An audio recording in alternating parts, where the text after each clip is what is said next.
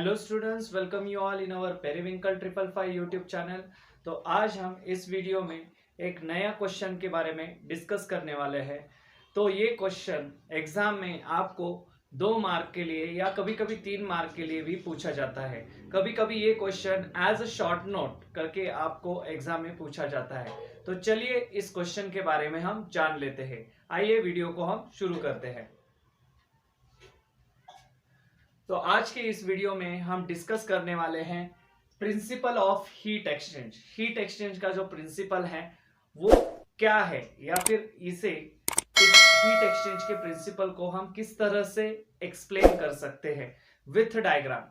आपको जब कभी भी ये क्वेश्चन एग्जाम में आता है तो आपको इसकी डायग्राम भी वहां पर निकालनी है।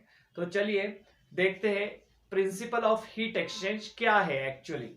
So principle of heat exchange, तो इसमें जो फर्स्ट पॉइंट बताया है, if the heat exchange between the hot and the cold object, ये दो ऑब्जेक्ट है, सपोज हॉट ऑब्जेक्ट एक है और ये कोल्ड ऑब्जेक्ट है, तो इन दो ऑब्जेक्ट के बीच में अगर हीट एक्सचेंज हो रही है तो क्या हो जाएगा। अगर hot object and cold object के बीच में हीट का एक्सचेंज हो जाता है तो temperature of the cold object will increase and hot object temperature will decrease. आपको ये बात ध्यान में रखनी है, जो कोल्ड ऑब्जेक्ट है उसका टेम्परेचर धीरे धीरे बढ़ते चला जाएगा क्योंकि वो किसके कांटेक्ट में है, हॉट ऑब्जेक्ट के कांटेक्ट में है। हॉट ऑब्जेक्ट का टेम्परेचर जो है, हॉट ऑब्जेक्ट क्या करता है, वो उसका टेम्परेचर धीरे धीरे कम होते चला जाएगा, यानी कि यहाँ पर टेम्परेचर ड्रॉप होगा और कोल्ड ऑब्जेक्ट का टेम्परेचर जो है वो धीरे धीरे बढ़ते चला जाएगा। इस तरह से हमें दिखाई देता है। नेक्स्ट क्या होता है, change in a temperature continues till both the objects attain the same value. अभी ये टेम्परेचर का जो एक्सचेंज है या फिर टेम्परेचर का जो अभी ये टेम्परेचर का जो एक्सचेंज है वो कब तक चलेगा, जब तक दोनों ऑब्जेक्ट, हॉट ऑब्जेक्ट और ये कोल्ड ऑब्जेक्ट, इनका टेम्परेचर, दोनों ऑब्जेक्ट का टेम्परेचर सेम नहीं हो जाता, तब तक ये क्या हो जाएगा, इनका जो एक्सचेंज जो है हीट का वो चलता रहेगा। तो ये बात आपको यहां पर लिखनी है। नेक्स्ट पॉइंट आप क्या लिखोगे, cold object gains heat energy and hot object loses heat energy. ये बहुत इंपॉर्टेंट है। यहाँ पर दो ही ऑब्जेक्ट है, एक ऑब्जेक्ट जो है वो हॉट ऑब्जेक्ट है और एक ऑब्जेक्ट जो है वो कोल्ड ऑब्जेक्ट है। तो हॉट ऑब्जेक्ट, कोल्ड ऑब्जेक्ट जो है वो क्या करता है, हमेशा एनर्जी गेन करता है। यहाँ पर एनर्जी का क्या हो रहा है, गेनिंग हो रहा है, यानी कि वो एनर्जी उसे किससे मिल रही है, तो हॉट ऑब्जेक्ट से एनर्जी वो ले रहा है। इस वजह से देयर इज अ गेनिंग, और cold object gains the energy from the hot object. और हॉट ऑब्जेक्ट के बारे में क्या होता है, hot object loses the heat energy. लेकिन यहां पर एग्जैक्ट अपोजिट सिचुएशन आपको देखने को मिलती है। हॉट ऑब्जेक्ट जो है वो, हॉट ऑब्जेक्ट की एनर्जी जो है वो हॉट ऑब्जेक्ट क्या करता है, लूज करता है या फिर गवा देता है।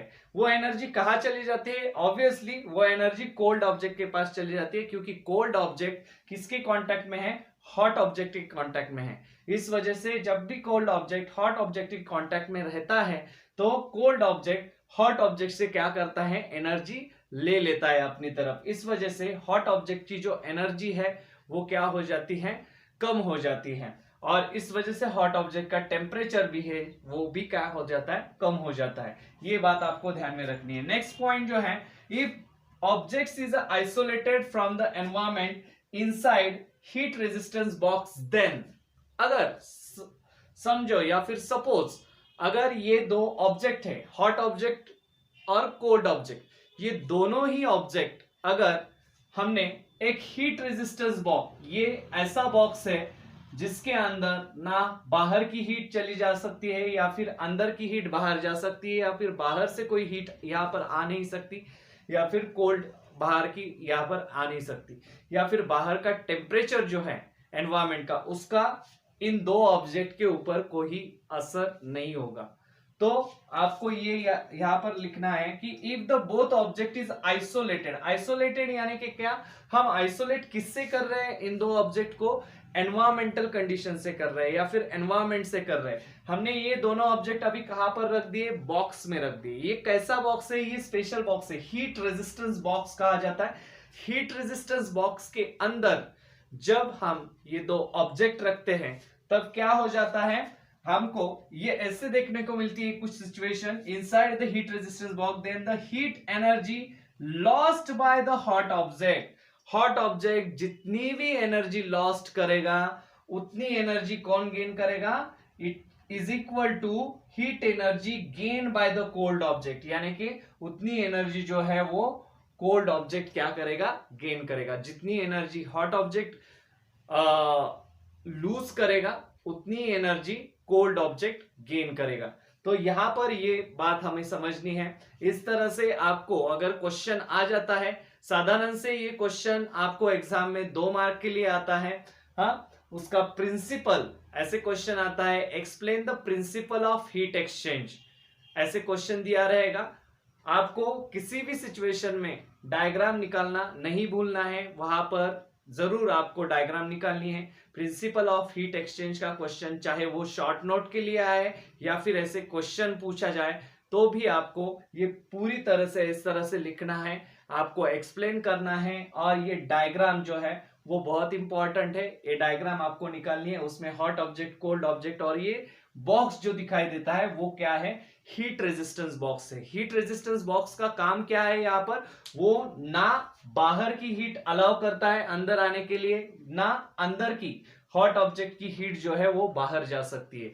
यही एक फंक्शन है उस हीट रेजिस्टेंस बॉक्स का। इस वजह से जब कभी हम दो object, hot object, cold object है, ये दो ऑब्जेक्ट हॉट और कोल्ड ऑब्जेक्ट, दोनों ऑब्जेक्ट अगर एक साथ इस हीट रेजिस्टेंस बॉक्स में रखते हैं तो हमें इस तरह का प्रिंसिपल मिलता है, यानी कि जितनी भी हीट वो हॉट ऑब्जेक्ट लूज करेगा उतनी हीट कोल्ड ऑब्जेक्ट गेन करता चला जाएगा।